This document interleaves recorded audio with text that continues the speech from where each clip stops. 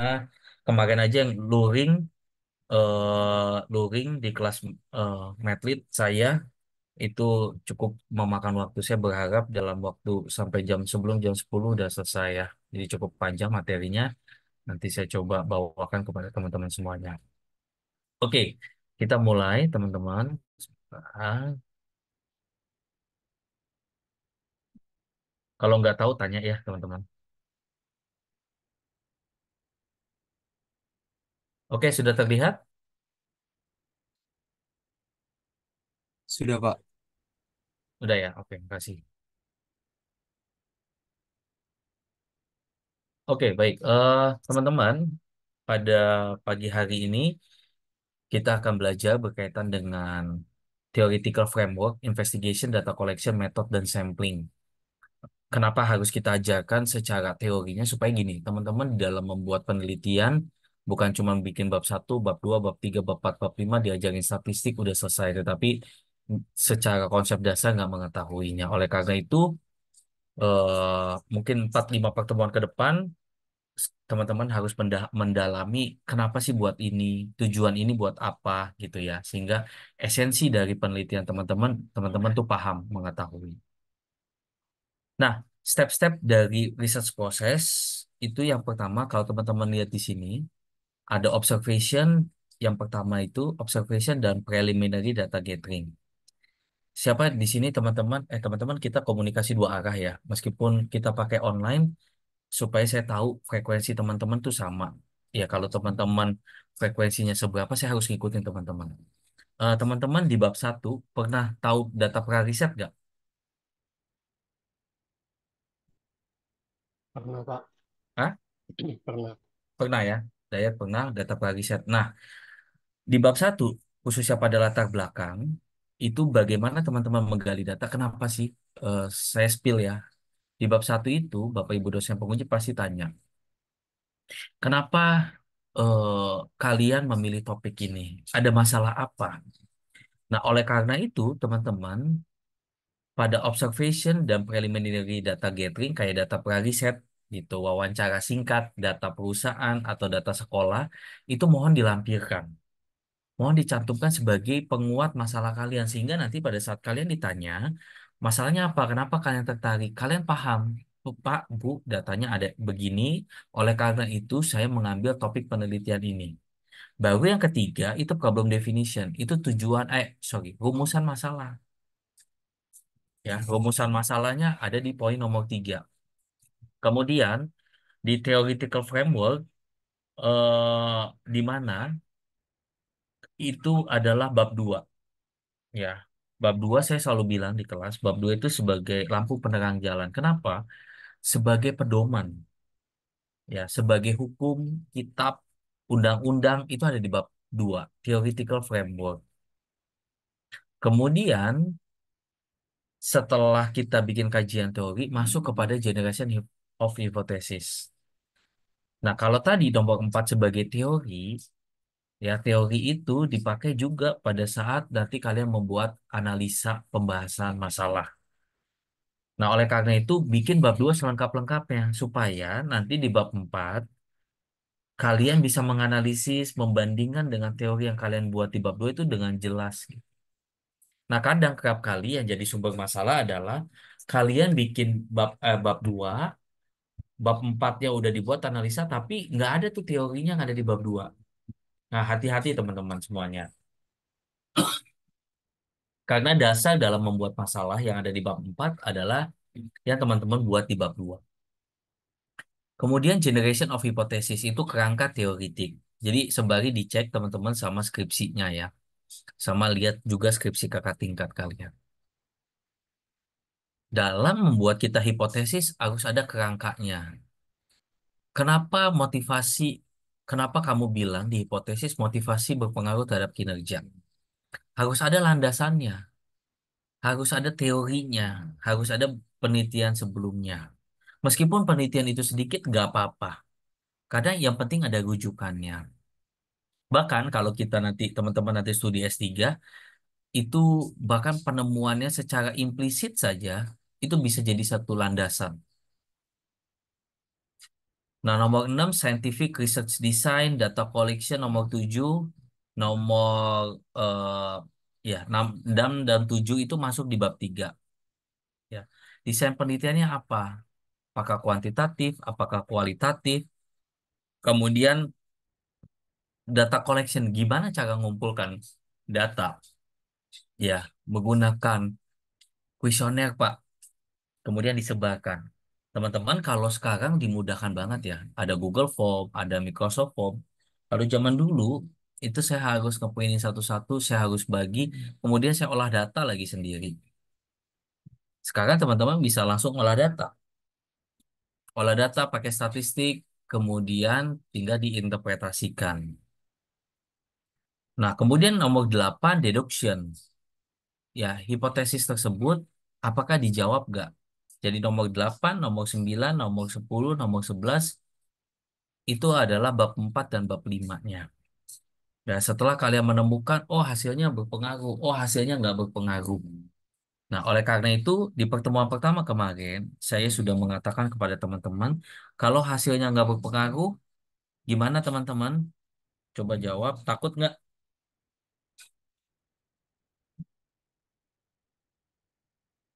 Eh, teman-teman, kalau hasilnya nggak berpengaruh, gimana?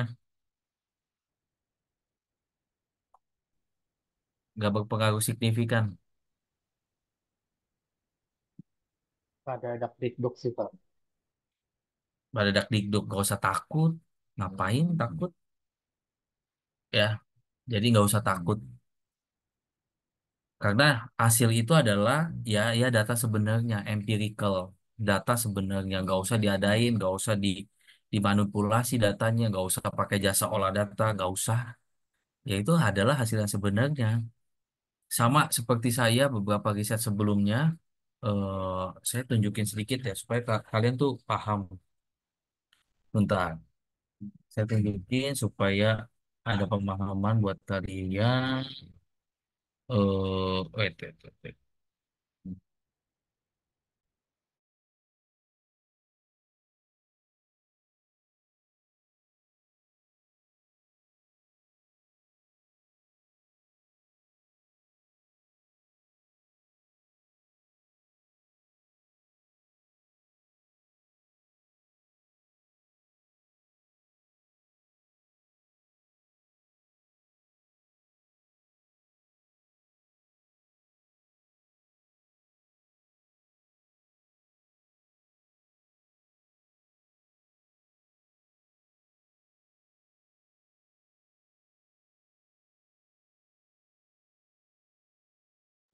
Teman-teman, udah kelihatan belum share screenan saya?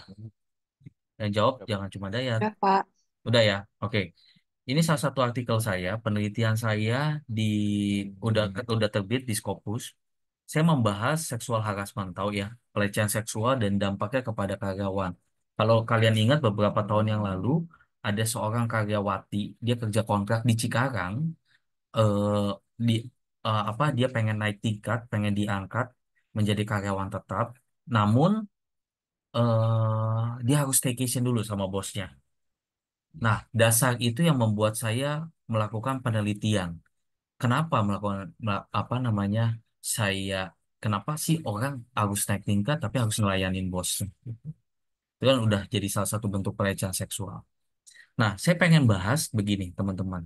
Berkaitan sama hasil penelitian. Kalau kalian lihat ini penelitian saya pakai Smart Palace. Ada dua hipotesis yang nggak signifikan kalau teman-teman. Jadi kalau teman-teman penelitian, ya nggak usah takut. Di mana kalau teman-teman lihat ada hipotesis kedua dan hipotesis ketiga yang saya tuh berpikir saya tanya, saya gali lagi, saya tanya bahkan ke teman saya atau kolega saya yang perempuan gitu ya. Karena umumnya yang terkena pelecehan seksual itu kaum Hawa. Nah, hipotesis kedua adalah ketika seseorang karyawan itu dilecehkan, tetapi dia hipotesis saya mengatakan dia berpengaruh terhadap kepuasan kerja. Jadi ketika misalkan ada seseorang dilecehkan, maka kepuasan kerjanya akan menurun. Nah, hipotesis yang ketiga, hipotesis saya adalah ketika seseorang dilecehkan, seorang karyawan, maka dia berpengaruh terhadap niat untuk berpindah kerja. Tetapi nyatanya dua hipotesis ini tidak berpengaruh. Menurut teman-teman, kenapa nggak berpengaruh nih nomor 2 dan nomor 3? Kita sharing ya dalam dalam konteks akademik. Boleh diskusi teman-teman, salah nggak apa-apa, nggak usah takut salah di kelas. Silakan, ada yang mau berpendapat. Kenapa dua hipotesis ini? Ketika seseorang karyawan, khususnya yang wanita ya, dia dilecehkan tetapi dia nggak berpengaruh terhadap kepuasan kerja. Kemudian yang kedua, ketika seseorang dilecehkan, dia nggak berpengaruh juga terhadap niat untuk keluar dari tempat kerja itu. Boleh sharing? Silakan.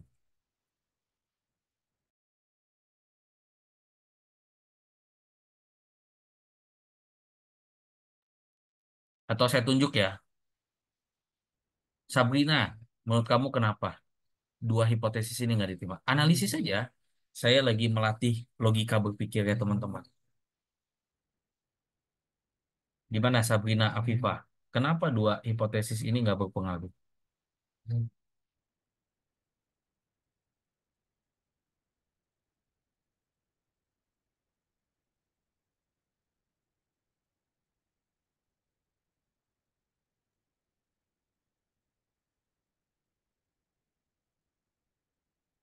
Apa?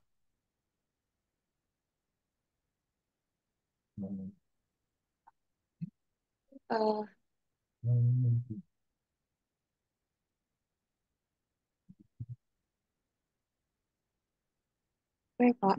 Apa? Yang ada di pikiran kamu aja. Kenapa nggak berpengaruh?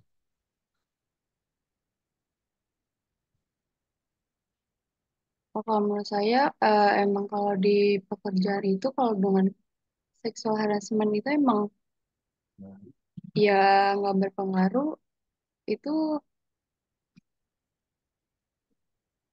gimana ya? Saya susah nyusun kata-katanya, Pak. Oke, Muhammad Alfinsi, menurut kamu apa? Kenapa nggak berpengaruh? Saya jawab yang job satisfaction dulu ya, Pak. Boleh, silakan. Oke, kalau menurut saya, kenapa seksual harassment, kekerasan seksual itu tidak berpengaruh terhadap kepuasan kerja? Karena setiap orang itu punya ketahanan terhadap ancaman dari luar untuk dirinya sendiri. Jadi, apapun yang emang orang lain pengen lakuin nih, misalnya saya pengen melakukan ini aja terhadap Sabrina. Sabrina tuh udah punya ketahanannya sendiri, Pak. Jadi menurut saya ketahanan itu sama sekali tidak berpengaruh terhadap kepuasan kerja yang dia kerjakan di tempat kerjanya. Oke, good. Makasih, Alfinsi. Teman-teman, itu yang nggak kepikiran ke saya. Makasih, Alfinsi. Berarti dia punya kayak defense sendiri ya. Nah, itu teman-teman, kenapa di dalam skripsi analisis pembahasan itu penting? Logika teman-teman harus jalan. Karena ketika misalnya kalian ditanya, kenapa nggak berpengaruh? Menurut hasil penelitian sebelumnya, eh, ini berpengaruh. Dia nggak nyambung, jaka sembung bau golok gitu loh. Kalian harus tahu kenapa, dianalisis. Nah, banyak-banyakin baca. Saya jawabannya ada dua hal. Sebentar, saya tunjukin ya di penelitian saya. Teman-teman bisa cek aja di Google, penelitian saya udah terbit kok. Nih. The findings pertaining to the second and third hypothesis indicate that there is no significant impact on both job satisfaction and turnover intention. The finding of this investigation differs from prior research. Ya, ini berbeda. Our analysis, analisis kita, maksudnya tim penulis, the result of this study, the first, even though employees experience sexual harassment, employees are still satisfied with their work because employees feel that their work is part of life and the job the employee aspire to. Second, employees stay at work and do not leave the organization due to economic necessity, difficulty getting a new job, and there is embarrassment if case of sexual harassment experienced by employee become known to the wider public. Jadi analisa saya ada dua, berkaitan dengan satisfaction sama eh, dia nggak mau keluar dari pekerjaan tersebut. Pertama, karyawan tersebut meskipun dia dilecehkan, tetapi menganggap bahwasannya ya ini pekerjaan gue gitu ya. Ini pekerjaan saya, ini hidup saya, ini pekerjaan yang saya nanti-nantikan. Ya, dia nggak peduli terhadap itunya. Nah, ada kaitan juga sama dia nggak mau pergi. Karena kebutuhan ekonomi, teman-teman. Ada juga karyawan tersebut yang dia single parent. Ya, udah kebutuhan ekonomi, ada juga yang single parent. Kemudian yang ketiga, kalau saya keluar, saya harus cari lagi perusahaan lagi yang nerima saya. Sementara umur saya udah 30-an, udah 40-an. Ya. Kemudian yang terakhir adalah ketika diketahui oleh orang banyak, dia malu. Nah, ini cara berpikir teman-teman. Ketika misalnya itu nggak apa namanya nggak berpengaruh, teman-teman harus cari tahu kenapa dia nggak berpengaruh. Ya, kenapa nggak berpengaruh? Nah, masalahnya adalah skripsi teman-teman itu dia cuma sampai sini doang nih. The finding of investigation berbeda sama penelitian sebelumnya atau sama penelitian sebelumnya. Ini nggak nyambung gitu loh. Nggak ada analisisnya, teman-teman. Nggak ada logika berpikirnya. Teman-teman nggak berpikir itu namanya. Lemah untuk apa sih? Kenapa ini demikian? Nggak cari tahu. So, itu esensi di bab 4 teman-teman. Makanya perbanyak literasi di bab 2, perbanyak teori, perbanyak baca, baru kemudian kalian bisa berpikir untuk dimasukin di bab 4. Ini nih, tujuannya ada di discussion ini. Gitu ya, teman-teman. Sekali lagi, please, logika berpikir teman-teman harus dapat. Kenapa demikian harus bisa dijawab. Oke, kita masuk. Theoretical framework represent your belief on how certain phenomena, variable are related to each other and an explanation on why you believe that these variable are associated to each other. Teman-teman sekalian, apa dasar kalian memilih variabel ini dijadikan objek penelitian? Boleh dijawab? Dijadikan variabel penelitian kalian. Kan variabel tuh banyak ya. Kenapa variabel itu kalian milih 3 variabel, 4 variabel? Why? Kenapa? Rinike boleh kasih tahu ke saya. Kenapa? Saya langsung tunjuk aja. Soalnya kalau ini kelamaan. Rinike, Neila, Pitaloka. Kenapa? Kamu pilih 3 variabel, 4 variabel? Karena kalau misalnya 3 atau 4 variabel itu lebih gampang untuk cari referensinya, Pak. Untuk menghubung-hubungkannya tuh lebih, menurut saya lebih gampang gitu lah Oke, daripada kenapa? 1 atau 2. Oke, kalau satu nggak mungkin ya. Kalau 2 masih mungkin. Teman-teman sekalian, oke, kalian masih sebatas itu saya harus turunin frekuensi saya. Teman-teman nggak ada masalah sebenarnya kalau mau ambil 2, kalian mau ambil 3, kalian mau ambil 4. Theoretical framework esensinya, saya kasih tahu esensinya ya. Karena nanti pun skripsi kalian akan dibimbing sama dosen pembimbing. Tetapi esensi dari kalian memilih variabel tersebut adalah keyakinan teman-teman. Bahwasannya, oh ini tuh ada masalah di sekolah, oh ini ada masalah di perusahaan. Masalahnya variabel misalnya variabel motivasi, kinerja, kompensasi, stres kerja. Ada 4 variabel. Boleh nggak ditambah 5? Boleh. Boleh nggak ditambah 6? Boleh. Boleh nggak kamu kurangin 3? Boleh. Ya, yang penting selama kamu yakin bahwasannya di perusahaan atau sekolah tersebut benar-benar ada masalah, benar-benar ada datanya, itu layak untuk diteliti. Jadi sekali lagi, itu adalah belief kamu. Sehingga nanti pada saat kamu sidang, kamu yakin, oh benar Pak, ada masalah di sini sehingga saya tertarik untuk meneliti. Kenapa kamu tertarik meneliti? Datanya ini. Jadi katakan speak by data gitu. Ya. Nah, itu esensi di bab 2. Begitu ya, Pinike dan teman-teman. Nggak apa-apa ya. Kita sharing. Salah nggak apa-apa. Teman-teman pahamnya seberapa saya kasih tahu. Basic basic knowledge-nya. Nah, ini basic step-nya. Identify and label the variable correctly. State the relationship among the variable, formulate hypothesis. Explain how or why you expect this relationship.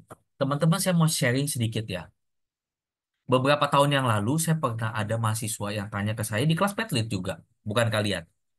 Pak, Kak, ini kalau listrik gitu ya, lampu, kecerahan lampu, gas, itu bisa nggak saya teliti? Gimana, teman-teman? Listrik, lampu, gas, Nabila Nurfitri, menurut kamu bisa nggak diteliti? Bisa nggak jadi variabel? Kayaknya nggak bisa deh. Kenapa? Kayaknya nggak bisa deh. Betul, nggak bisa. Kenapa nggak bisa? Jawabannya benar, nggak bisa. Kenapa nggak bisa? Ya karena bukan apa sih? Kan listrik gitu-gitu apa Bukan ya? variabel ya. Iya kan variabel yang bisa dibuat. Oke, makasih. Betul itu jawabannya nggak bisa.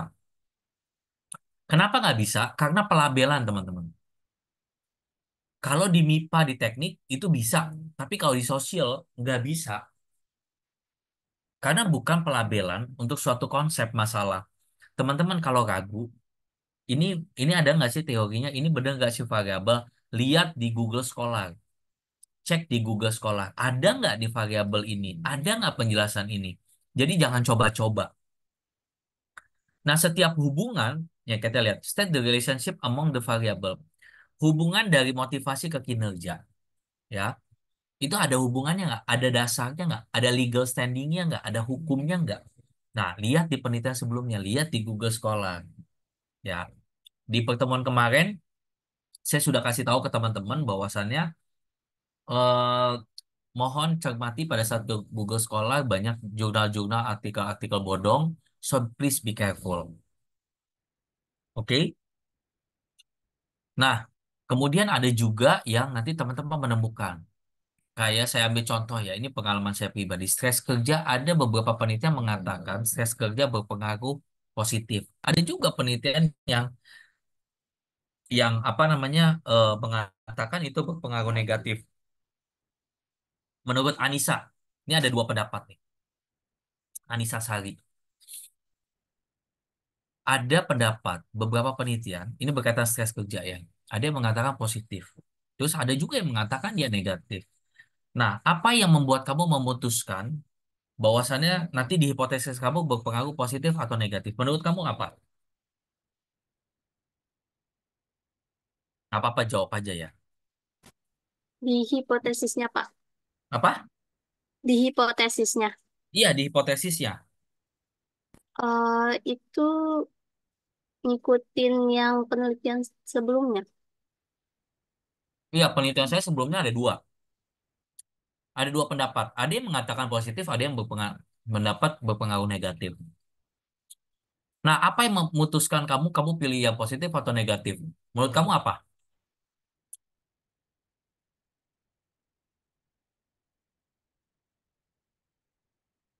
Apa nih? Apa-apa tebak-tebak berhadiah aja. Dari pemahamannya kita juga, Pak. Iya, betul dari pemahaman kamu. Sekali lagi ya, dari beliefnya kamu, dari hasil observasi kamu di lapangan. Jadi sekali lagi, ketika ada dua pendapat yang berbeda, nggak apa-apa, itu dijadikan research gap, jadikan kesenjangan yang ditulis di bab satu. Nah, persoalannya adalah kalian harus merumuskan hipotesis, betul kan? Di bab 2 dan bab 3. Nah, ketika ada dua pendapat yang berbeda, so yang harus dilakukan adalah keyakinan kamu. What you believe itu yang kamu lakukan. Ya, pas saya mau milihnya yang positif, ya so jalan aja. Pas saya mau milih yang negatif, ya jalan aja. Karena ada dua pendapat yang berbeda kan. Sekarang tinggal tergantung kalian sendiri mau pilih yang mana. Ya, ini variabel, any concept or construct that varies or change in value. Ini ya yang maksud tadi variabel. Itu dari konsep, teman-teman. Nah, ada beberapa tipe variabel. Teman-teman udah ada yang tahu dependent itu apa? Independent, moderating, mediating, tahu? Udah tahu belum? Hai, siapa nih? Reni, Mareta, Di Muhammad kepala. Taufik. Oh, udah. Oke, saya tanya ya. Kalau Rena, Mareta, dependent apa? Yang nggak apa? Yang nggak bisa nggak tergantung. Maksudnya nggak ter, yang maksudnya nggak bisa berubah gitu, nggak berpengaruh. Yang Apa enggak, enggak? ya enggak, kamu jangan grogi, santai aja. Kalau independen apa? Yang sendiri Oke, independen sendiri. Bener kan independen. Kalau dependen, bisa berpengaruh, terpengaruh atau berpengaruh. iya. Kalau independen, ingat aja dia variabel bebas, variabel sendiri. Benar. Dependen itu adalah variabel terikat. Ya, variabel terikat yang dia dipengaruhi oleh variabel independen. Oke, Rena, kalau moderating apa? Mau belum tahu Pak. Mediating Med Mediating juga belum tahu Pak. belum tahu. Oke, saya mau tanya sama teman-teman. Pertanyaan sama sama kayak kelas sebelumnya. Kalau misalnya si Muhammad Alvinsi lagi pengen mau deketin si siapa ya di sini ya, Azrah Maisa Putri, tapi dia nggak berani. Dia minta bantuan sama si Siva Febriani. Ya, berarti si Siva jadi mak comblangnya si Muhammad Alvinsi. Menurut kalian, si Siva ini variable moderating apa mediating? Satya, menurut kamu apa?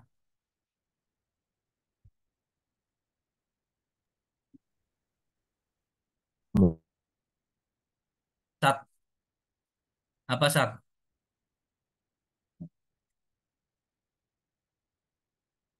Moderating, Mbak. Moderating. Kalau Oke, menurut saya, oke, makasih. Nggak apa-apa salah. Yang benar adalah mediating atau intervening. Kalian ingat aja, kalau ada yang macomblang, ada yang perantara, nih si Siva, itu mediating, mediasi, intervening. Ya, dimediasikan, ada perantaranya. Kalau moderating itu yang membooster. Jadi contoh misalkan, saya dari kampus Rawamangun, mau ke kampus A, mau ke kampus B. Nah, untuk sampai sana saya pengen minum untuk menguatkan saya minum extra Joss atau Kratindeng. Nah, extra Joss atau Kratindeng itu sebagai penguat, moderating.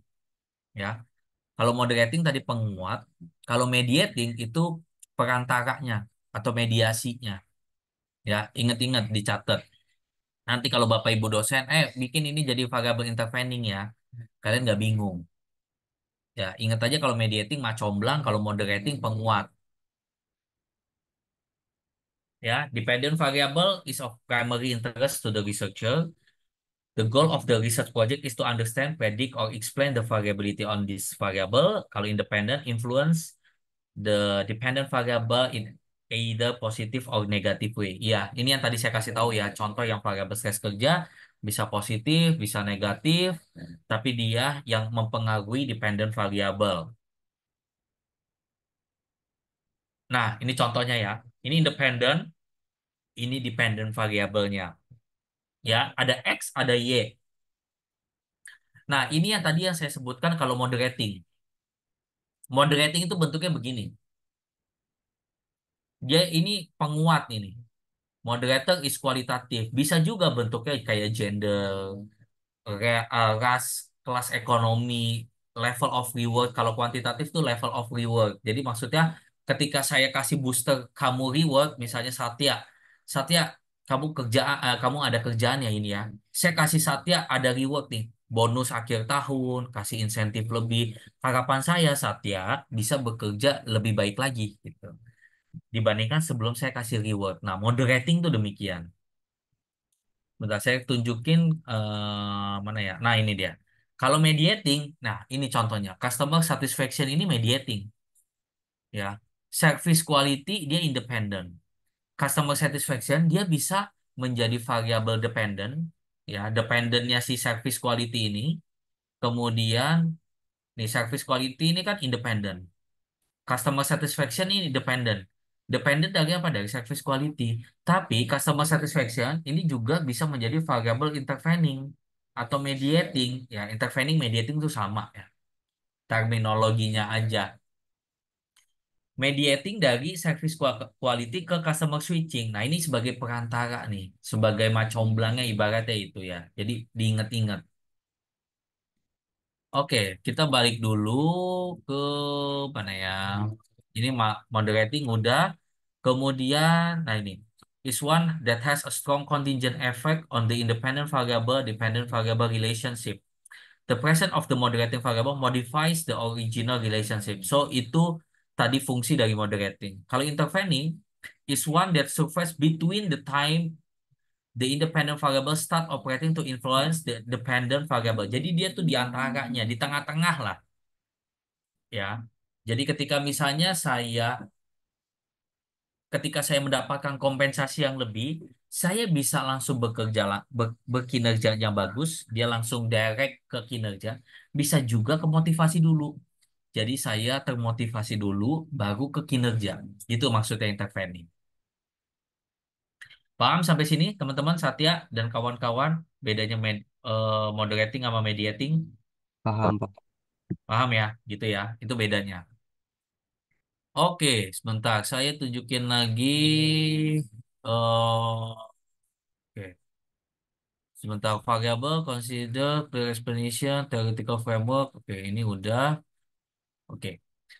The relationship between the literature survey and the theoretical framework. The literature survey provides a solid foundation for developing the theoretical framework. The literature survey identifies the variable that might be important as determined by previous research finding. Teman-teman, the relationship between ini, jadi setiap ada hubungan yang tadi ini, ya, mohon pastikan ini ada rujukannya terlebih dahulu. Ini ke sini ada nggak teorinya? Ini ke sini ada nggak teorinya? Kalau ini ke sini melalui ini ada nggak teorinya? Carinya di mana? Dari penelitian sebelumnya. Adanya di mana, Pak? Di bab 2 di kerangka teoritik. Jadi urutannya itu udah jelas. Kajian teori, kemudian teman-teman ke review penelitian terdahulu, habis itu kerangka teoritik. Kerangka teoritik itu sebagai dasar kalian bikin model penelitian ini. Jadi kalau kalau kalian bikin model penelitian ini tapi nggak ada kerangka teoritik, ngaco. Terus misalnya teman-teman ada yang tanya ke saya, Pak, kalau misalnya saya mau paksakan ya, nggak ada nih teorinya nih, service quality ke customer satisfaction. Tapi saya mau paksakan, bisa nggak? Bisa, tapi datanya error. Nggak bakal bisa diolah data. Sama kayak, saya ambil contoh ya, Muhammad Jofarhan gitu ya, menyukai Sabrina Aisyah, tapi Sabrinanya nggak suka. Sama aja kayak hubungan. Ketika statistik data itu misalnya nggak ada landasan teorinya, ketika main dihubungkan, datanya error, teman-teman. Kalau nggak ngaco datanya, ya. Jadi sekali lagi, teman-teman, ketika kalian memutuskan ini ada pengaruhnya, mohon kuatkan dengan teori. Ya, mohon kuatkan dengan legal standingnya, mohon kuatkan dengan basic research-nya. Ya, karena kalau nggak ada, error datanya. Karena itu sebagai keyakinan kalian bahwasannya ini mempengaruhi ini. Service quality mempengaruhi customer satisfaction. Oke, saya balik lagi. Nah, kemudian di sini ada hipotesis. Hipotesis yakni adalah a proposition that is empirically testable. It is an empirical statement concerned with the relationship among variable. Ya, jadi hipotesis kita ini motivasi berpengaruh terhadap kinerja, kompensasi berpengaruh terhadap kinerja. Itu hipotesis kita. Nah, good hypothesis must be adequate for its purpose. Ya, betul. Maksudnya adalah harus ada tujuan penelitiannya pengen menguji apa? Menguji motivasi terhadap kinerja. Must be testable. Maksudnya bisa diuji secara statistik. Kemudian, must be better than its rival. Saya mau tanya dong pendapatnya siapa di sini? Samara Salsabila. Good hypothesis ada pernyataan di sini secara teori must be better than its rival. Menurut kamu kenapa? Kenapa harus lebih bagus daripada rivalnya, daripada pesaingnya? Apa jawaban kamu, Samara?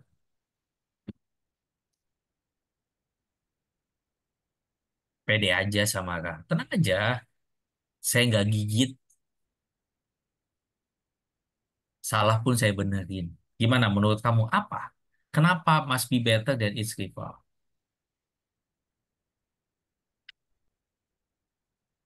Halo, suara saya kedengaran nggak, Pak? Terdengar. Kenapa? Kenapa kayak harus lebih bagus daripada pesaingnya buat nunjukin kualitas dari hipotesis itu sendiri nggak sih, Pak? Kayak hipotesis itu eh, lebih lebih baik atau enggak gitu? Atau Oke, good. kayak untuk membedakan hipotesis itu dari pesaingnya sendiri? Betul. Yang lebih betul itu yang membedakan ya. Ya, Samara membedakan sama hipotesisnya si Adib Al-Ghifari. Boleh nggak nih, saya tanya teman-teman ya, boleh nggak kalau misalnya variabelnya sama tapi hipotesisnya beda. Gimana, Dip? Boleh nggak, Dip? Kalau menurut saya boleh-boleh aja Pak, karena kan tadi hipotesis itu berdasarkan Keyakinan. keyakinan kita sendiri gitu Pak. Ya, jawabannya benar, boleh. Jadi, maksud dari pernyataan di teori ini must be better than its rival adalah, misalkan ya, Adip cuman punya 3 variabel. Kemudian Samara pengen nguji penelitiannya si Adip nih. Saya tambahin deh jadi satu variabel, tambahin satu variabel lagi jadi 4 variabel. Kan hipotesisnya nambah. Boleh nggak diuji coba lagi? Boleh. Nah, maksud dari must be better than its rival adalah pengembangan dari penelitian sebelumnya. Jadi Samara mengembangkan penelitian yang sudah dilakukan sama si Adip. Begitu ya, teman-teman. Ini must be better than its rival. Nah, kemudian ada hubungan langsung sama hubungan tidak langsung. Menurut menurut Cecilia Azara, apa sih itu pengaruh langsung, pengaruh tidak langsung? Gimana, Cecil?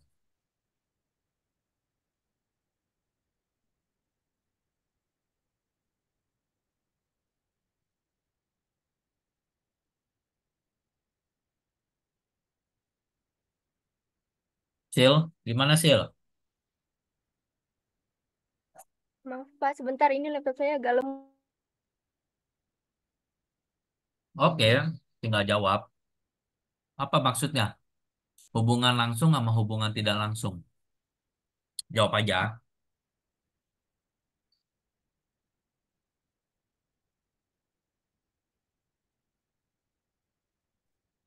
Mungkin menurut saya eh, pengaruh langsung itu di mana variabel latennya itu mempengaruhi variabel laten eksogennya itu mempengaruhi variabel laten endogen tanpa dimediasi atau dipengaruhi oleh perantara. Mungkin Mm-mm. seperti uh, apa tan- seperti yang variabel bukan moderating, mediasi, Pak. Sedangkan Betul. pengaruh tidak langsung itu uh, variabel laten eksogennya itu terhadap variabel laten endogennya dimediasi oleh variabel perantara seperti variabel mediasi yang tadi. Oke. Makasih, Cecil. Betul jawabannya. Gak usah takut ya, Cecil. Gak usah tegang. Santai aja. Saya kan cuma tanya. Jadi, benar tadi apa yang dikatakan Cecil. Nih ya, contohnya yang ini aja ya. Nah, ini ke sini berarti pengaruhnya langsung. Customer satisfaction ke customer switching ini pengaruhnya langsung. Tetapi kalau service quality ke customer switching melalui customer satisfaction berarti ada pengaruh tidak langsung. Menurut kalian, dari gambar ini ada berapa hipotesis? Amanda Nurhaliza, menurut kamu berapa hipotesis ini dari gambar ini?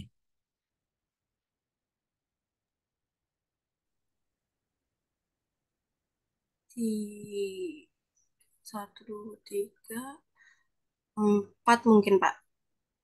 Oke, nomor satu apa hipotesisnya?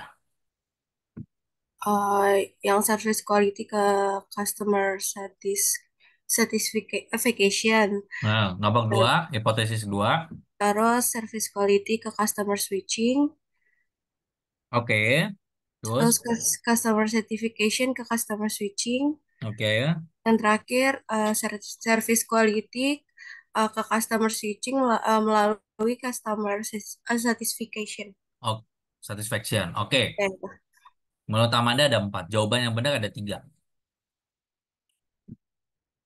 Amanda bilang tadi, saya jelasin dulu ya. Yang pertama ini ke sini, kedua ini ke sini, ketiga ini ke sini melalui ini kan ada garisnya.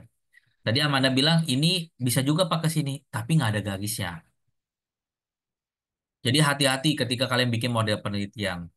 Kalau tadi kalian bilang ini ke sini, ya udah tunjukin garisnya. Bikin lagi garis ini ke sini nih. Bisa ini set ke sini, boleh, nggak jadi masalah. Benar yang dikatakan kamu ya, tapi nggak ada garisnya. Ya, pernyataan kamu bisa benar ketika ada garisnya. Makasih ya, Anda. Oke, berarti ini udah paham directional hipotesis, kemudian directional bisa positif, bisa negatif, tergantung keyakinan teman-teman ya. tergantung penelitian sebelumnya. Kalau penelitian sebelumnya banyak negatif, ya udah ikutin. Kalau penelitian sebelumnya mengatakan bausan positif, ikutin. Tapi kalau penelitian sebelumnya mengatakan ada yang positif, ada yang negatif, berarti kamu analisa atas keyakinan kamu sendiri, mana yang hipotesis saya positif atau negatif. Begitu ya, teman-teman. Oke. Ya, teman-teman udah belajar SPSS belum ya? Belum ya? Lupa saya. Di Medlit. Belum, Pak. Belum. Belum, Pak. Ya udah. Nah, di SPSS itu ada uji T-test, ada uji F-test ya. Ada uji T-test, ada uji F-test. Nah, itu digunakan untuk menguji hipotesis. Ya, T-test sama F-test tersebut. Nanti kita praktekin ya. Nanti saya akan susah kalau kita nggak praktekin. Oke, ini kita skip dulu. Kita masuk ke research design. Teman-teman boleh minta waktu 2 menit. Saya mau ke toilet dulu ya, sebentar.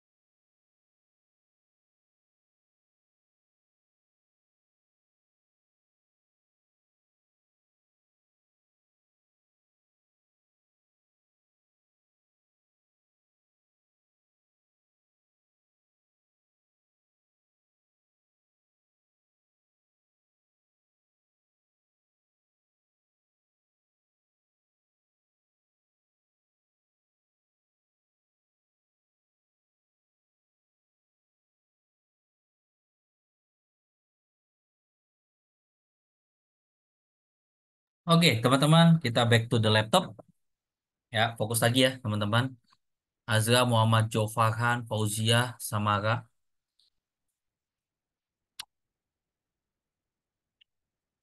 Oke, research design.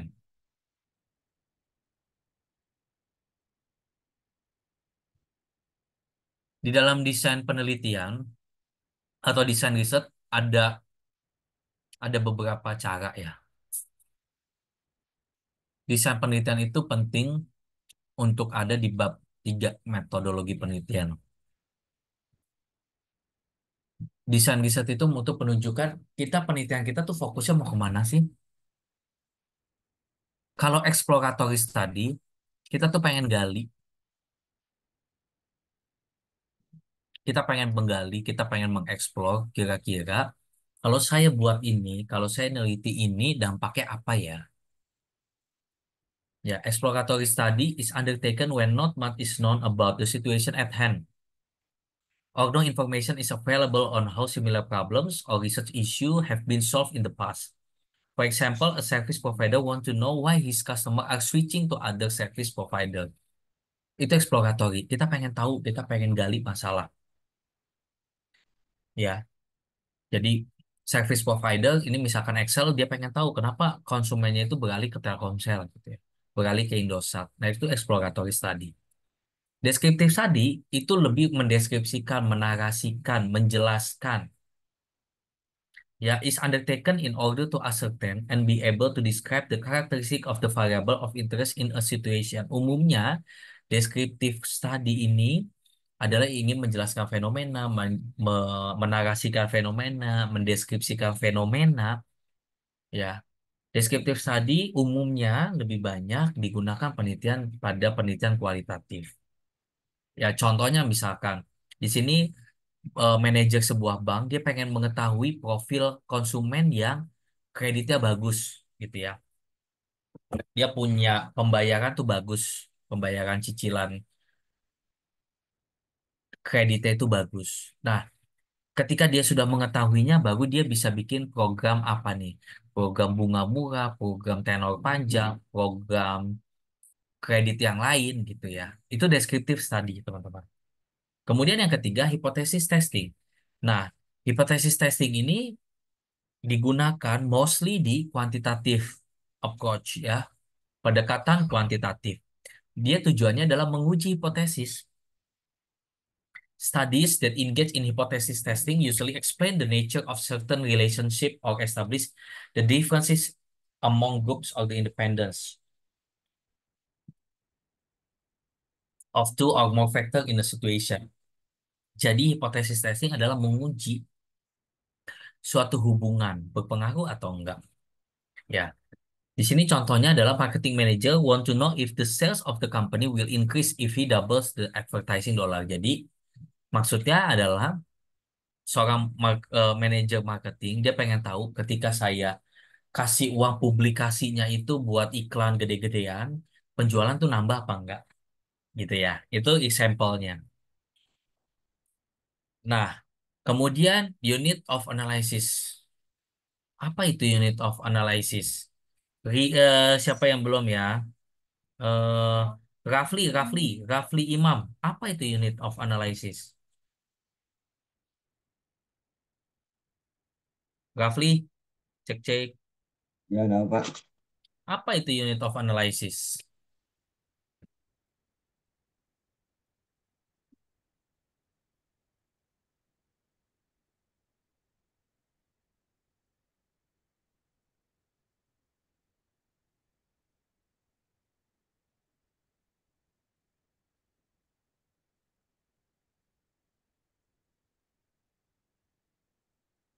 Ini kayak apa ya, kayak eh, elemen dasar gitu dari apa yang kita pelajari. Elemen dasar yang dipelajari. Maksudnya kayak gimana tuh? Apa-apa, jelasin aja, Pli. Nanti saya koreksi. Sepengetahuan kamu apa? Jadi kayak pengumpulan data gitu Pak. Jadi kayak tentang pengumpulan data analisis yang jadiin fokus utamanya. Oke, saya koreksi ya. Ya. Nah, teman-teman sekalian, sebentar.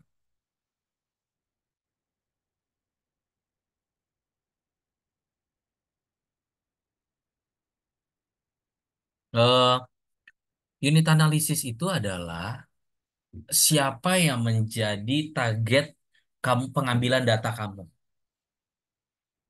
Misalnya, kalau kalau penelitian-penelitian sosial itu contohnya kalian meneliti di kantor ya. Yang menjadi unit analisis adalah karyawan PT ABC ya. Nah, umumnya kalau di keuangan misalnya unit analisisnya adalah bank bank-bank nasional yang ada di Indonesia, misalnya BCA, Mandiri itu kalau dia grup organisasi gitu ya. Jadi sifatnya bisa individual, bisa diats, bisa grup, bisa organization, bisa culture. Kalau culture itu contohnya unit analisisnya adalah orang-orang yang berada atau masyarakat di suku Baduy misalkan. Nah, itu culture. Jadi kalau kalian ditanya unit analisisnya siapa nih Rafli Imam? Ini Pak, guru-guru yang ada di SMA 1 Jakarta misalkan. Nah, itu unit analisisnya. Tempat di mana kamu ambil objek penelitian. Udah paham, Fli? Iya, Pak. Paham ya? Jadi unit analisis itu. Kalau populasi berarti berapa totalnya? Misalnya guru yang ada di sana total semuanya 100 guru, Pak. Lalu kemudian saya tanya sampelnya berapa? 50. Nah, teknik pengambilan sampelnya apa? Bisa probability sampling, bisa non probability sampling. Gitu ya, teman-teman. Kalau unit analisis itu, ya, siapa yang akan kalian ambil data? Apakah individunya, apakah kelompok, apakah organisasinya? Demikian. Jadi bedakan dengan populasi, bedakan dengan sampel. Karena populasi kalian bicaranya jumlah, total semua sampel yang ada ya atau yang kalian teliti di sekolah kah, di perusahaan kah, di organisasi kah. Kalau sampel ya nggak semua dari populasi, hanya hanya kita ambil ceruknya saja beberapa, tapi yang bisa mewakili dari populasi tersebut. Ya, why is it important? Ya, karena importantnya desain penelitian. Karena begini teman-teman, kalau teman-teman itu pengen mengeksplor ya, kenapa sih penjualannya turun yang ada di tujuan penelitian, lalu teman-teman menguji hipotesis itu nggak nyambung teman-teman. Di tujuan penelitiannya kita pengen mengeksplorasi, tetapi di bab tiganya kalian menguji hipotesis. Oleh karena itu, sekali lagi skripsi itu seperti satu kesatuan, seperti tubuh, batang tubuh kita. Ada yang jadi otak, ada yang jadi tangan, ada yang jadi tubuh, ada yang jadi kaki. Nah, itu adalah pentingnya penelitian. Pentingnya desain penelitian. Ya, kemudian ini, oke. Teman-teman udah ada yang tahu data four types of scale. Ada yang tahu berkaitan dengan skala? Ini kalau teman-teman buat kemarin di bab 3, sebenarnya esensinya tahu nggak sih? Ada skala nominal, ordinal, interval, rasio. Tahu nggak teman-teman? Enggak, Pak. Nggak tahu. Serius nih, Fauzia tahu nggak? Fauzia Mahagani.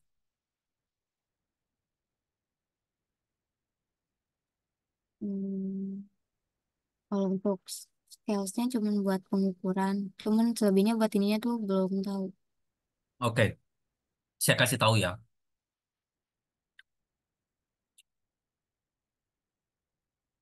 Di dalam membuat kuesioner, kan kalian mungkin pada saat metode kemarin bikin tuh kuesioner. Skalanya udah pakai interval, kalau nggak rasio aja deh. Tapi kalian tuh nggak tahu gitu ya. Ini skala itu ada berapa banyak? Tujuannya tuh apa aja? Di dalam Matlit ya, ada 4 tipe skala. Ada 4 tipe skala. Yang pertama nominal. Nominal itu adalah simpelnya supaya kalian nggak pusing ya. Itu pengkategorian. Data itu dikategorikan. Misalnya Muhammad Jofarhan itu bagian dokumentasi, Adib bagian finance, Azra bagian accounting. Jadi digolongkan. Kayak organisasi ini masuk ke sekretari, ini masuk ke dokumentasi, ini masuk akomodasi, ini masuk marketing dan lain sebagainya. Itu nominal penggolongan, ya. Terus ada ordinal. Ordinal itu satu step atau satu tingkat lebih tinggi dibandingkan nominal. Bedanya kalau nominal hanya dikategorikan. Kalau ordinal, dia ada penggolongannya, ada tingkatannya. Ada kayak sosial kelasnya deh. Ya, kalau kita lihat di contoh di sini ada yang SMA, ada yang diploma, ada yang S1, S2, S3. Dia udah masuk kategori? Iya, Pak, udah masuk kategori. Ya. Tetapi ada tingkatannya. Kalau ordinal SMA dia lebih tinggi dibandingkan SMP, diploma lebih tinggi dibandingkan SMA, S1 lebih tinggi dibanding diploma, S2 lebih tinggi S1, S3 lebih tinggi dibandingkan S2. Nah, itu ordinal, teman-teman. Kemudian ada interval. Kalau interval lebih tinggi dibandingkan data ordinal. Bedanya, nah ini nih, kan kalau kalau ordinal tadi diploma lebih tinggi dibandingkan SMA. S1 lebih tinggi dibandingkan diploma. S2 lebih tinggi dibandingkan S1 dan seterusnya. Tapi kita nggak tahu derajat perbedaannya itu berapa? Kita nggak tahu. Gampangnya kan beda-beda ya. SMA 3 tahun, diploma 3 tahun. Naik ke S1 misalkan dia, misalnya SMA ke S1 kan 4 tahun. S1 ke S2 tuh 2 tahun. S2 ke S3 itu 3 tahun. Kan beda-beda. Sementara kalau interval, ada tingkatannya, ya dia digolongkan ya. Kan kalau kalian bikin kuesioner ada sangat tidak setuju, netral, setuju sama sangat setuju gitu ya. Nah ini masuknya data interval. Udah digolongkan, ada tingkatannya dan tingkatannya itu jelas. Satu kedua sisinya satu, dua ketiga sisinya satu. Jadi selisihnya satu-satu. Beda sama data ordinal yang selisihnya nggak tahu. Kalau rasio bedanya dia melihat ada ukuran nol, ya 0 point. Bedanya sama interval, kita nggak tahu nih. Basicnya tuh kalau di bawah satu nggak ada. Jadi nggak ada dasarnya, nggak ada baseline-nya. Jadi kalau kalian ngisi bensin aja dimulai dari nol ya Pak. Kalau misalnya si Azra ngisi bensin sampai 10.000, kan ketika si Adib mau ngisi lagi kan mulai lagi dari nol. Kalau enggak, si Adib akan ngelanjutin punya Zara. Ya makin bingung dong petugas pom bensinnya. Nah itu adalah rasio. Ya dia mengakui nol. Ya kayak timbangan juga dimulai dari nol. Jadi ada dasarnya. Kalau data interval nggak ada dasar nolnya. Gitu ya teman-teman. Oke, ini rating scale. Nah, teman-teman ada yang tahu validitas sama reliabilitas? Apa itu validitas reliabilitas? Nurul Soleha, apa itu validitas reliabilitas Nurul? Nurul, cek-cek. Kamu nggak aktif nih kameranya. Halo, iya Pak. Ya, apa bedanya validitas reliabilitas?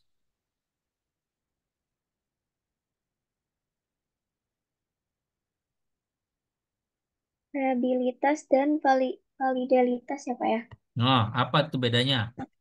Kalau validitas itu mengukur sejauh mana alat ukur, misalnya kayak kuesioner atau tes gitu. Terus mengukur apa yang seharusnya diukur. Terus kalau reliabilitas itu mengukur memberikan hasil konsisten dari waktu ke waktu. Oke, Atau hasil yang diperoleh pengukuran itu berulang. oke, baik, makasih ya. Ya, betul. Validitas itu adalah suatu alat yang mengukur apa yang harus diukur. Misalkan gini, kalau saya ngukur berat badan, saya gunain apa, Resya? Saya gunain apa? Sini sih ada siapa ya? Ayu, Ayu, Ayu Wulandari. Kalau saya ngukur berat badan, saya gunain apa? Alat apa? Alat timbangan, Pak. Kalau ngukur suhu badan, Termometer, Pak. nah kalau saya ngukur berat badan pakai termometer, nyambung nggak? Tidak nyambung. Nah, itu adalah kunci dari validitas dan reliabilitas. Jadi contoh misalkan teman-teman ya, kan untuk mengukur motivasi itu kan pasti ada indikator, betul kan? Ada indikator-indikatornya. Nah, tujuan validitas dan reliabilitas adalah untuk menguji benar gak sih kuesioner-kuesioner ini, indikator-indikator ini, benar gak sih mengukur motivasi, benar gak sih mengukur kinerja, benar gak sih mengukur kepuasan. Nah, itu tujuan dari validitas dan reliabilitas. Jadi jangan sampai kalian mengukurnya salah gitu. Terus saya cuma titip pesan ke teman-teman.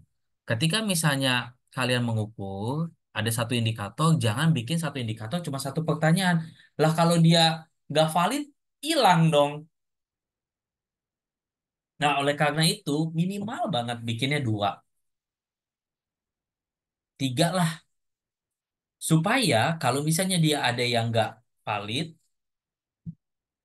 masih ada cadangannya untuk indikator tersebut. Ya.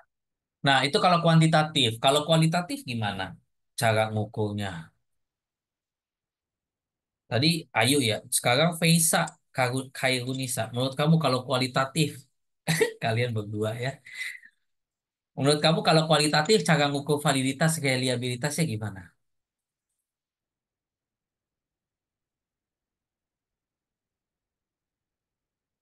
Gimana, Faye? Jawab aja. Lewat wawancara ya, Pak.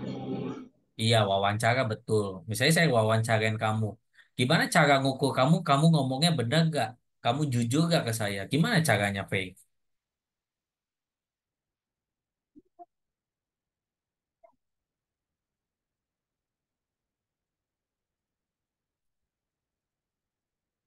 Yang ada di otak kamu aja, Faye. Gimana cara ngukurnya? Salah nanti saya betulin.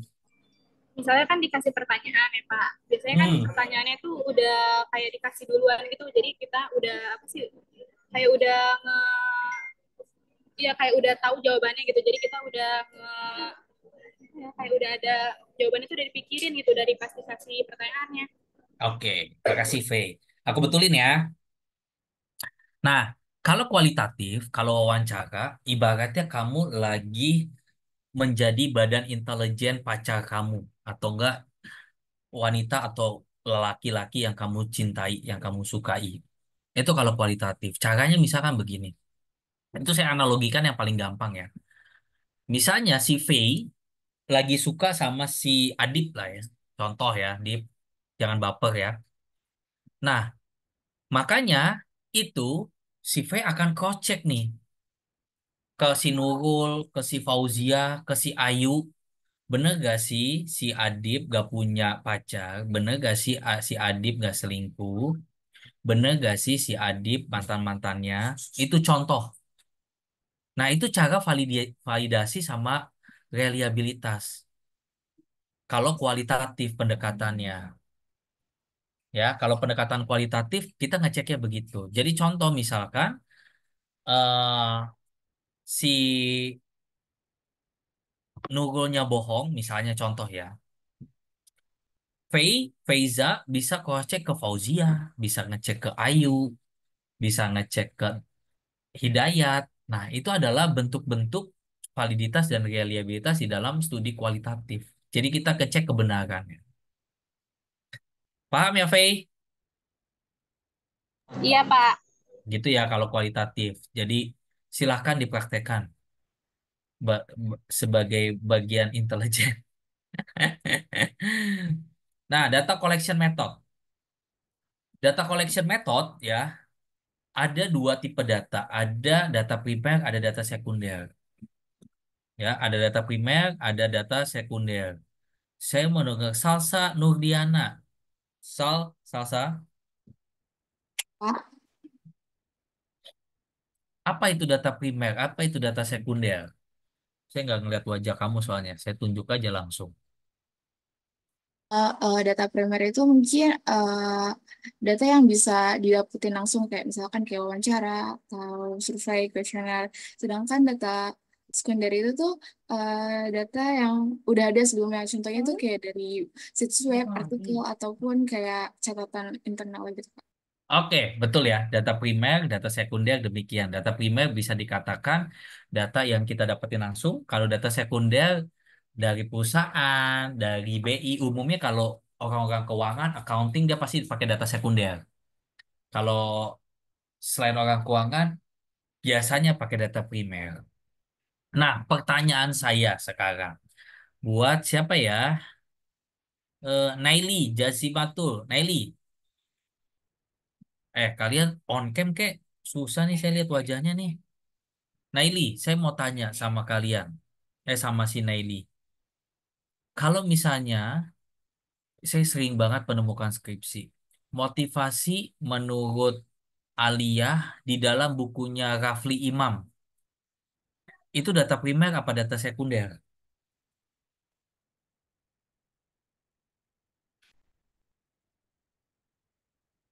Nelly,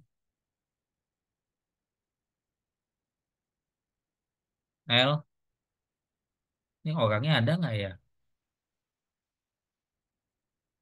Nelly,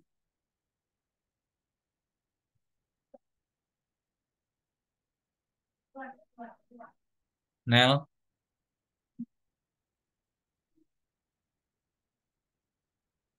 Nggak ada nih. Dayat, si Nelly dibikin nggak hadir ya. Muhammad Zaki. Ya Pak, Nah, contoh tadi, menurut kamu data primer apa data sekunder? yang tadi primer Pak, Kenapa primer? karena yang berhubungan langsung gitu nggak sih Pak? Maksudnya yang berhubungan Sem- langsung Apa ya? Mana ya, susah juga sih ini Pak. kayak gimana? Ya kayak berhubungan langsung. Coba sharing aja.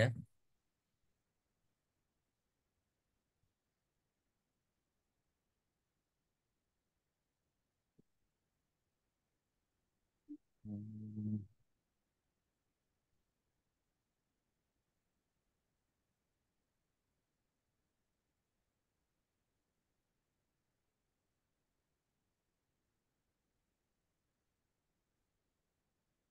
Eh, teman-teman, saya kalau metit, saya itu prefer buat buat ini ya, buat ketemu langsung. Cuman karena kondisinya nggak bisa ketemu langsung, makanya saya daring. Soalnya teman saya harus langsung. Tujuannya adalah supaya teman-teman buat pencerahan. Saya minta ya, yang Ridike, Satya, Sabrina, Rafli Imam, Salsa, Aliyah, Nelly, Muhammad Maulana, Cahya Mustika, Mutia, Tia, aktifin kamera. Dayat bikin gak hadir semua kalau mereka nggak on cam. Gue harus tegas di sini. Kalau nggak usah Pak, dimasukin mereka. Apa? yang maksud yang tadi primer itu kayak asli langsung dari dianya Pak. Asli langsung dari dianya. Tadi kamu menyebutkan primer. Dayat, nih cek yang nggak on cam, gue nggak mau masukin ya di kelas. Tadi si Nelly, lu nggak usah hadir, biar di kick aja dia. Terus, apa lagi ya? Dayat kasih gue co-host dong, atau host. Baik, Pak, Gue, sebentar. gue mau kikikin orang-orang yang nggak ini.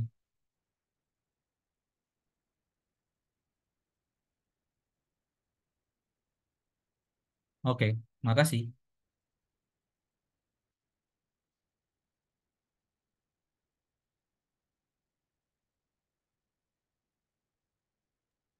Pak Kris, punten. Maaf baru bergabung Pak Kris. Saya izin absen sebentar ya karena masih di jalan baru mau nyampe kampus. Oke. Iya.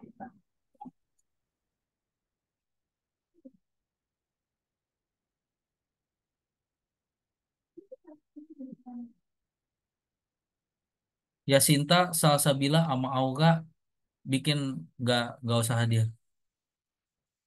Pokoknya gue yang nggak on cam, gue nggak mau. Maaf Pak, saya hadir. Iya, lu kemana aja? Kelas sudah jalan dari tadi. Oke, gitu ya, primary data. Jadi teman-teman, mohon nanti pada saat deskripsi, saya jujur, saya paling keganggu banget sama yang kalau kalian bikin referensi itu eh apa? Sebentar, saya mau setting, saya mau lock. Tet, tet, tet, tet, tet.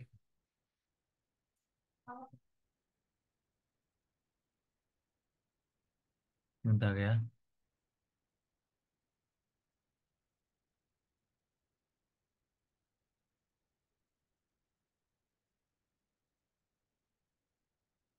Hmm,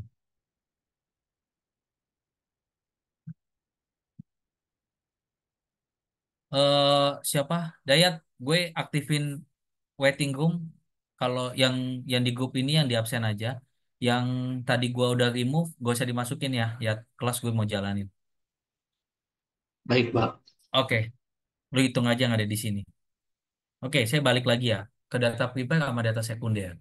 Teman-teman sekalian, saya jujur keganggu pada saat kalian bikin skripsi gini. Motivasi menurut Christian di dalam bukunya Mark Sofiati. Itu tuh data sekunder, teman-teman. Kenapa demikian? Karena teman-teman sekalian, kenapa sih kalian nggak ngutip langsung ke datanya Christian? Itu lebih elok. Itu sangat sangat sangat apa ya? Jelek banget gitu loh. Itu data data sekunder. Lebih baik kalian langsung aja ngutip datanya si Christian. Kalau misalnya kalian tanya, Pak, ini artikel jurnalnya berbayar, Pak. Pak, ini bukunya apa namanya susah ditemuin, adanya pakai e-book. Nggak apa-apa. Lihat daftar pustakanya, tempelin. Yang terpenting itu dari hasil pemikirannya dia, hasil karyanya dia. Jangan mengutip dari buku motivasi menurut Christian dalam bukunya Suherdi, bukunya Dania, bukunya siapapun gitu ya. Itu jelek banget. Jadi biasakan demikian. Kemudian sources data, primary, secondary. Nah, ini ya data collection method. Data collection method itu ada bentuknya interview, ada kuesioner. Nah, teman-teman, kalau kuantitatif umumnya based on dari ini. Tapi kalau kualitatif, saya biasanya ada 3 pendekatan saya. Ada observasi, ada wawancara, ada dokumentasi. Ya, observasi, wawancara, dokumentasi. Kalau observasi, saya ngamati nih. Oh, ngamatin sekeliling saya. Ini suka telat gitu ya. Ini kayaknya lingkungannya toksik deh gitu. Kalau itu kalau saya observasi. Kalau wawancara sama, saya wawancarain Hidayat, saya wawancarain Wiwit. Kalau dokumentasi, saya tinggal foto. Umumnya kalau saya studi ke lapangan, riset-riset ke lapangan gitu ya. Kalau kualitatif saya biasanya bawa 3 alat, 3 tools. Recorder buat pada saat saya wawancara, ya. Kemudian HP, saya tinggal foto, tinggal video, sama notes, buku catatan saya. Buku catatan saya adalah tugasnya, saya pengen lihat nih daftar pertanyaan yang saya ingin tanyakan ke interview. Jadi saya nggak mau tuh ngomongnya basa-basi. Saya nggak mau tuh hanya cuman omong kosong aja, tapi nggak sesuai sama konteks. Jadi list pertanyaan udah saya buat. Jadi pada saat saya ke lapangan, saya tinggal tanyain.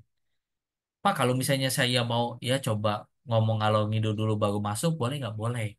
Jadi nanti pada saat kalian pulang ke rumah kalian atau ke mana gitu ya, kalian sambil dengerin tuh hasil percakapan mereka, kemudian kalian tulis tuh. Itu namanya coding ya. Kalian tulis, oh ini yang penting, oh ini buat jawaban pertanyaan nomor 1, pertanyaan nomor 2, pertanyaan nomor 3. Tuh. Nah itu bagian dari data collection kalau kualitatif. Nah teman-teman, di dalam proses interview misalnya ya, teman-teman proses untuk penggali masalah. Ya, teman-teman bisa kok melakukan lewat tatap muka atau tatap maya seperti ini via Zoom, atau teman-teman bisa pakai email dulu, ya. Nah, proses interviewnya ada yang unstructured, ada yang structured. Bedanya kalau structure itu saya tulis tuh di buku catatan saya, ya. Saya tulis itu structure. Kalau unstructured itu tuh mengalir aja, nggak saya tulis. Ya, mengalir itu unstructured. Ya, unstructured demikian, ini structure. Nah, dalam proses interview nanti teman-teman mohon biasakan. Dalam proses interview nanti untuk bisanya menggali data. Teman-teman ada teknik namanya funneling. In the beginning of an unstructured interview, it is advisable to ask open-ended question to get a broad idea and form some impression about the situation. Contohnya, what are some of your feelings about working for this organization?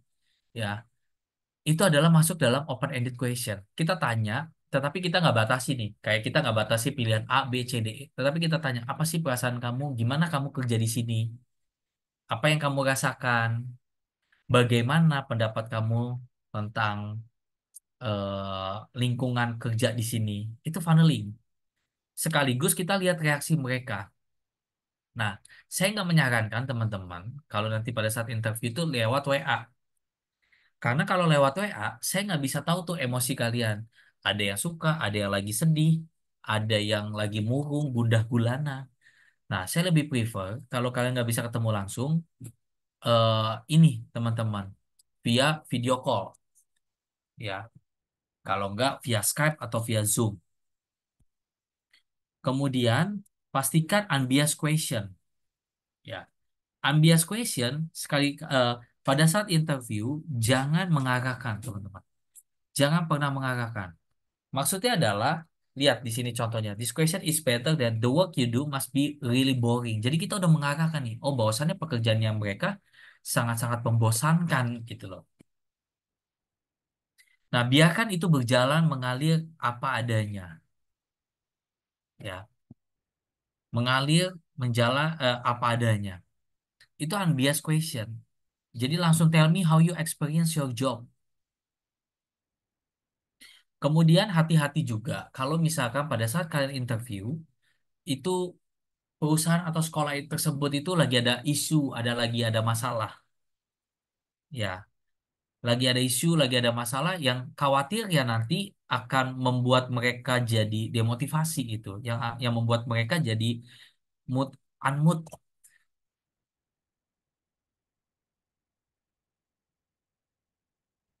Nah ini ya, ini contoh interview. Ini saya selalu bawa taking notes, terus record it on tape. Ini beberapa keunggulan dan kelemahan, advantage dan disadvantage dari personal interview, ya. Sebentar. Nah, ini tips ya buat interview.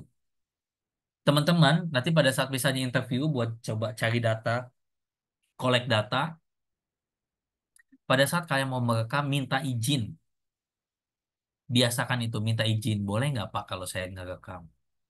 Boleh nggak sih Pak kalau saya menggunakan HP untuk foto buat ambil data? Khawatirnya itu rahasia perusahaan.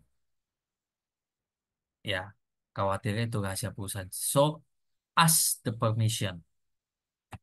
Itu tips untuk interview. Kemudian, sebelum kita interview, akan lebih baik kita bersurat. Ya, beberapa kali saya bersurat terlebih dahulu, apalagi ke orang penting gitu ya, pejabat-pejabat di kementerian, di kenegaraan, itu kita email.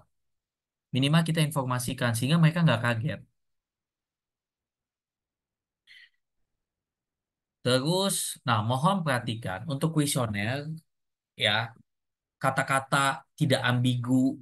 Kalau misalnya yang sering banget saya lihat, teman-teman, ketika buat kuesioner itu, kadang ada dua kalimat ya. Ada induk kalimat, ada anak kalimat gitu. Saya suka sekali, misalnya apa ya? Saya antusias bekerja ketika bos nggak ada.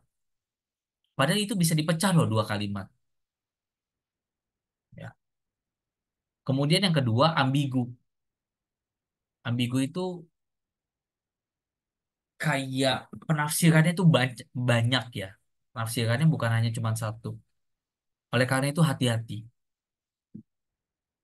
Ya, ini question wording, ini yang tadi saya katakan. Unbiased question, ordinary words, jangan kata-kata yang orang nggak mengerti. Kayak contoh, saya ambil contoh ya. Pada saat awal-awal COVID gitu ya, saya ngomongin WFH, WFH. Di luar negeri itu mereka nggak ngerti WFH itu apa. Itu kan terminologi atau singkatan di kita kan. Baru kemudian saya jelasin, WFH means work from home. Baru mereka mengerti. So kalau ada singkatan, lebih baik dijelaskan dulu baru buka dan tutup kurung gitu. Nah, itu bagian dari.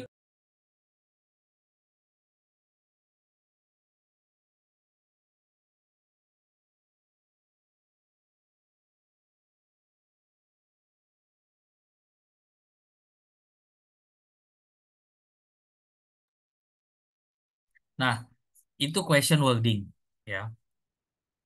Kemudian teman-teman sekalian, saya mau tanya ke siapa nih? Wiwit Aulia. Menurut Wiwit, kamu pernah dapat kuesioner kan ya? Wit. Pernah, Pak. Nah, pada saat kuesioner menurut kamu dimasukin nggak namanya?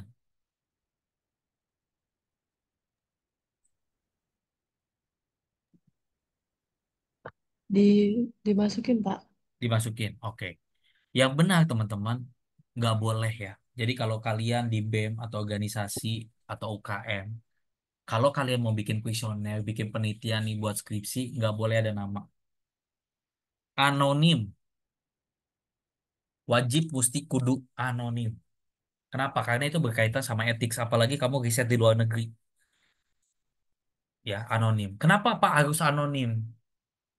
Ya, kalau di kuantitatif, kita bisa uji validitas, reliabilitas. Kalau ada yang bohong atau apapun ya.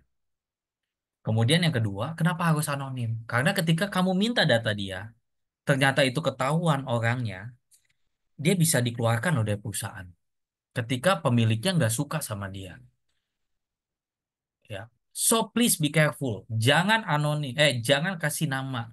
Kalau kalian cuma bisa menyebutkan, oh tingkat edukasinya, statusnya menikah, level pendapatan, usianya berapa, boleh. Tapi no name. Ya, karena untuk menjaga independensi daripada narasumber, independensi daripada responden.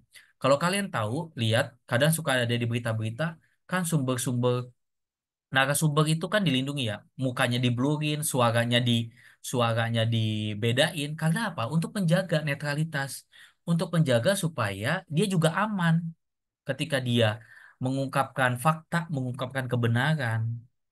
Oleh karena itu penting untuk tidak mencantumkan nama. Ya, lihat di sini. Unless absolutely necessary, it is best not to ask for the name of the respondent. So please be careful. Jadi kalau ada yang masih suka kasih kuesioner pakai nama, itu salah. Ya, karena secara etika nggak boleh. Etika itu kalian tahu mana yang benar, mana yang buruk. Karena menyangkut ke depannya dia, masa depannya dia, reputasinya dia, karirnya dia. Oke, gitu ya teman-teman. Kuesioner design. Ya, classification data or personal information, ya apalagi sekarang kan kita punya undang-undang yang buat ini kan personal information, so hati-hati banget kalau untuk data pribadi. It is was policy to ask for the personal information by providing a range of response option rather than asking exact figures. For example, nah ini contohnya ya. Kita lihat nih, age-nya berapa. Kita bisa kasih pilihan. Kalau kalian lihat kan di kuesioner itu sering banget kita kasih pilihan age, usia, income, tingkatan pendidikan dan lain sebagainya, tetapi no name. Still, the important is no name.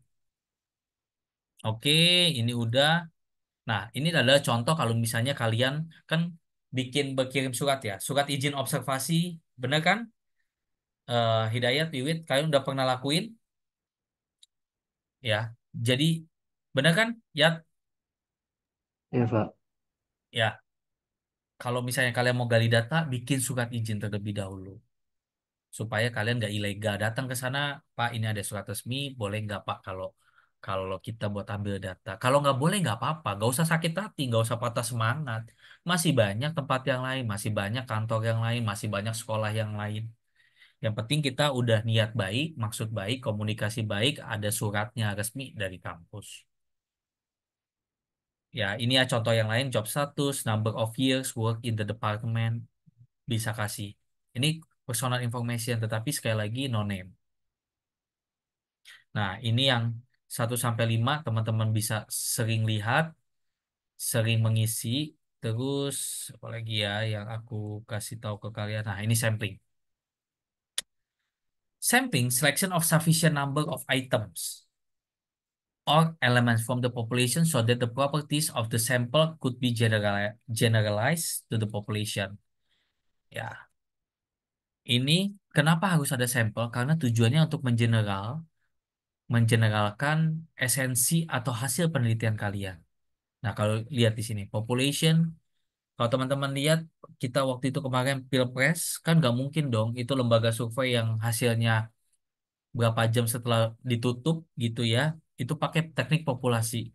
Dia pakai teknik sampel, teman-teman. Teknik sampling. Dia ambil dari berbagai provinsi, kemudian direkap, kemudian baru dihitung. Hasilnya itu bisa digeneralisir kan. Nah, di dalam sampling, teman-teman please hati-hati juga. Karena banyak yang nggak tahu. Kemudian saya mau tanya dulu. siapa ya sini? Sabrina, Aisyah sama Rika Wardi. Menurut kamu apa bedanya probability sampling sama non probability sampling?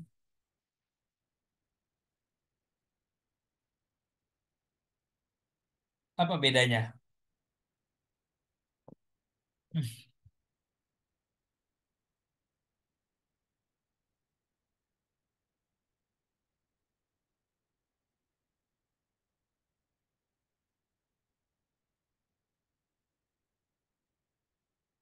Sabrina, Rika, apa bedanya?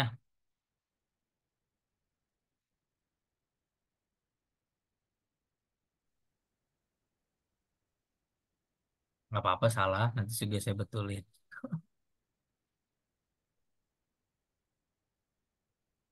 Nggak kedengaran suara kamu, kalian berdua?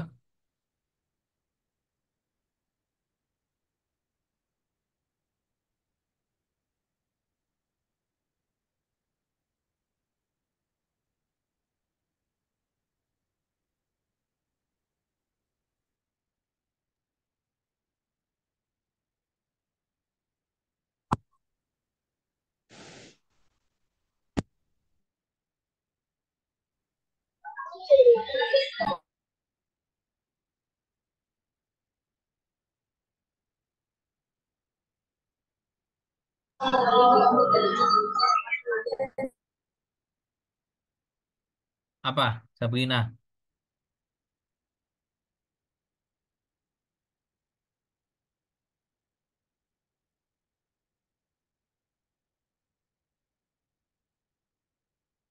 Tidak ada masalah ya di soundnya ya.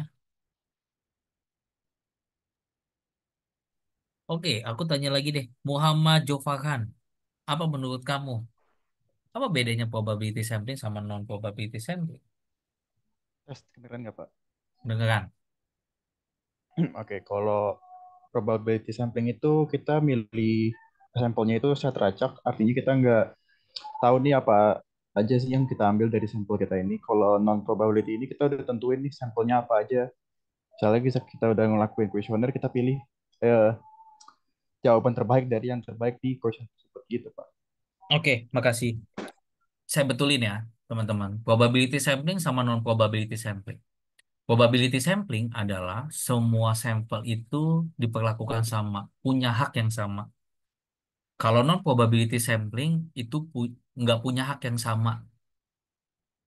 Jadi contoh misalnya probability sampling, kalian ke neliti di sekolah SMA 1 misalkan ya, pakai probability sampling. Berarti semua guru yang ada di SMA 1 itu punya hak yang sama untuk dipilih jadi sampel.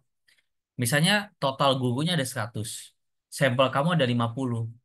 Berarti semua guru yang ada di sana berhak atau punya kesempatan yang sama untuk mengisi kuesioner yang kamu berikan sebanyak 50 sampel. Tapi kalau non probability sampling, nggak semua punya hak yang sama. Misalnya dibikin kategori. Kategorinya guru tersebut harus PNS, harus 5 tahun bekerja terlebih dahulu, ya harus yang punya prestasi misalkan. Itu masuknya non probability sampling. So diingat-ingat itu. Karena sering salah pada saat sidang. Apa bedanya probability sampling? Apa bedanya non probability sampling? Kenapa kamu pilihnya probability sampling bukan non probability sampling? Nah, probability sampling ada beberapa hal. Ada yang simple random sampling, ya. Ada yang systematic random sampling, ada stratified random sampling, ada cluster sampling. Probability sampling tadi sekali lagi dia punya kesempatan yang sama. Kalau simple random sampling ya udah kita tinggal pilih ngacak aja dari 100 guru tadi kita pilih 50, kita pilih yang acak aja karena punya kesempatan yang sama. Ya. Kalau sistematik kita bikin tersistematis misalnya guru SD, guru SMP, guru SMA. Pemilihannya gimana? Secara sistematis. Ada lagi yang stratified random sampling. Ya, ada yang proporsional sampling, ada yang non proporsional sampling. Kalau proporsional misalnya pilih dari 50, ya. 50 dari seluruh guru yang ada di SMA 1, yang ada di sekolah sekolah apa ya? Sekolah swasta ya. Sekolah swasta ini mulai dari SD, SMP, SMA.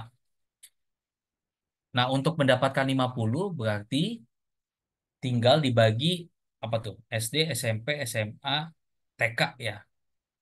Terus ada yang playgroup, bagi 5 deh. Berarti masing-masing ada 10. Itu proporsional tuh. 10 di playgroup, 10 guru di TK, 10 guru di SD, 10 guru di SMP, 10 guru di SMA. Itu proporsional. Ada juga yang klaster, pengklasteran, kayak klaster-klaster yang ada di rumah aja. Saya kasih contohnya demikian. Nah, bedanya sama non-probability sampling, nah ini ya,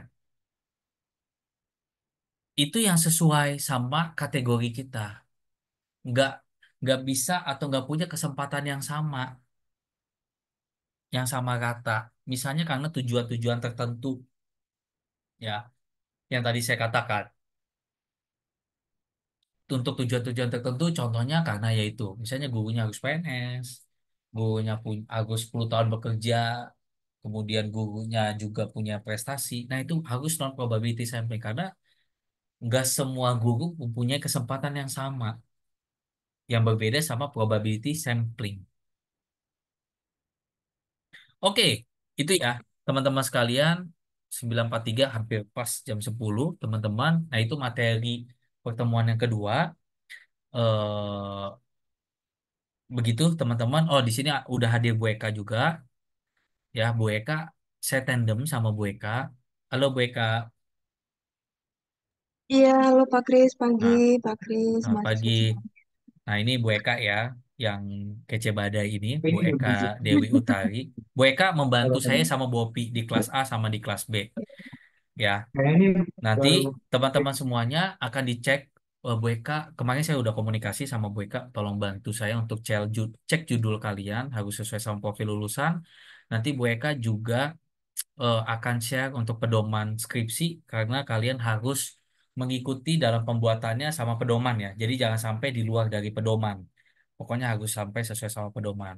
Nanti pada saatnya Bu Eka akan menerangkan, nanti sembari berjalan, materi saya nanti udah habis, nanti baru Bu Eka akan masuk materi. Nanti Bu Eka dan saya akan sama-sama kontrol kalian punya project, yakni tadi ada 2 hal, yakni sebagai presenter di International Conference pakai yang ISC, dan juga kalian akan buat nanti bikin artikel dan harus sudah dipublikasikan. Begitu ya teman-teman sampai di pertemuan ke-16. Tenang aja, masih jauh. Jadi sembari kita cicil. Nah, hari ini pertemuan kedua kita cukupkan. Karena udah mau jam 10 juga. Nanti saya setting di tugas untuk kalian bikin bab 2. Yang belum ngumpulin, silakan ngumpulin bab 1. Yang udah kumpulin, langsung bikin bab 2 di minggu depan. Nanti kita cross check sama-sama. Begitu ya, teman-teman, WK, Hidayat. Iya, baik Pak. Ya udah kita cukupkan aja ya, Dayat, teman-teman, WK. Iya, iya Pak. Saya lanjut Oke, sama Bu Opi soalnya setelah ini. siap. Iya, Ya udah kita iya cukupkan. Pak. Assalamualaikum warahmatullahi wabarakatuh. Iya Selamat benar Pak. pagi teman-teman semuanya. Bu Eka, Sudah saya saya keluar dulu Pak. pamit. Terima kasih. Terima Waalaikumsalam. kasih Pak Terima kasih Kris. Pak. Terima kasih Nah, masuk semuanya. Pak. Terima kasih semuanya.